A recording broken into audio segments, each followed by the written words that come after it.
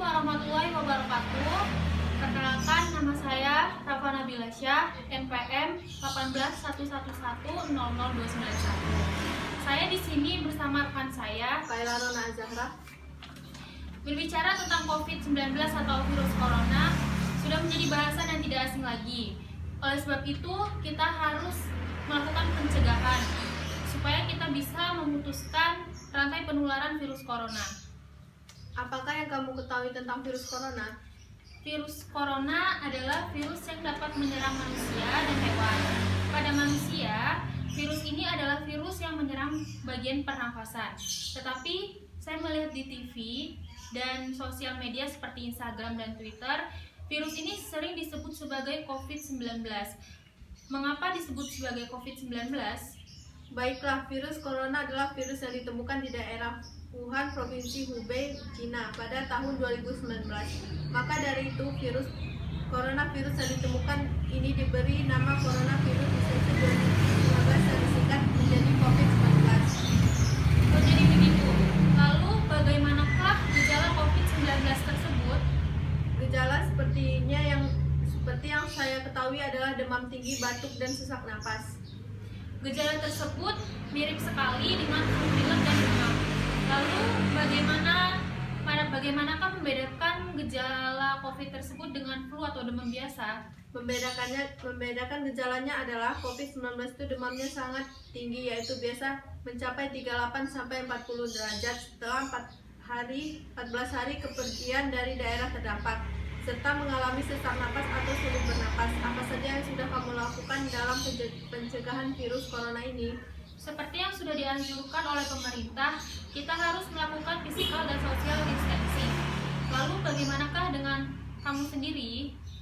Ya, virus ini menyebar melalui udara dan kontak langsung dengan penderita. Salah satu pencegahan yang sudah saya terapkan adalah rajin mencuci tangan dengan sabun dan air bersih mengalir setelah aktivitas apapun, sebelum makan, setelah dari toilet, setelah memegang binatang, dan setelah berpergian. Jangan lupa cuci tangan ya.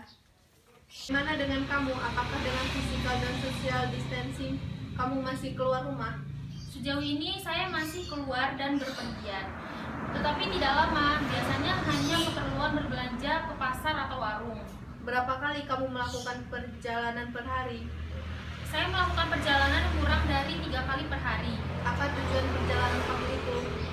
Tujuan perjalanan saya sebelum COVID-19 adalah pergi ke sekolah atau tempat pendidikan.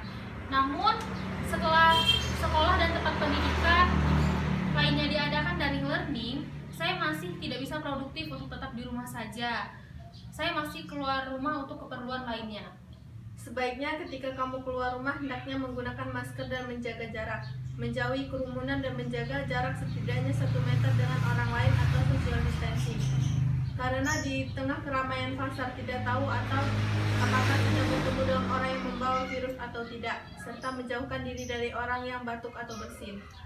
Mengapa kita harus menghindar dan menjaga jarak dengan orang yang batuk atau bersin? Karena ketika batuk atau bersin, orang yang mengeluarkan percikan dari hidung atau mulutnya, dan percikan itu dapat membawa virus. Jika kamu terlalu dekat, kamu dapat menghirup percikan ini. Baiklah, selain mencuci tangan, menjaga jarak, menghindari kerumunan, dan menghindari kontak langsung dengan orang yang sakit, serta menggunakan masker, kita juga harus menjaga kebersihan. Kemarin di rumah saya disemproti cairan disinfektan untuk membunuh virus. Apa sih cairan disinfektan itu? Apakah dia efektif untuk membunuh virus? Cairan disinfektan merupakan senyawa kimia yang digunakan untuk membunuh virus, bakteri pada objek permukaan benda mati. Cairan ini disemprotkan di benda yang sering dipegang seperti gagang pintu. Selain itu juga digunakan di permukaan lantai. Apakah masih ada pencegahan yang dapat kita lakukan untuk memutuskan rantai penularan COVID-19 ini? Selain kita harus melindungi diri, kita juga harus melindungi orang-orang terdekat kita dari COVID-19 dengan cara saat batuk atau bersin, jangan lupa menjauh dan menutup mulut serta hidung dengan tisu atau sapu tangan. Segera membuang tisu dan merobek masker yang telah digunakan. Mengapa kita harus merobek masker setelah digunakan? Hal tersebut untuk menghindari terjadinya pendaur ulangan masker karena kelangkaan dan kenaikan harga masker yang sangat melonjak naik. Baiklah, untuk memutuskan rantai penularan COVID-19 kita harus waspada, jangan panik dan ikuti saran pemerintah. Sekian sosialisasi pencegahan COVID-19 yang dapat kami sampaikan. Saya Iri, wassalamualaikum warahmatullahi wabarakatuh.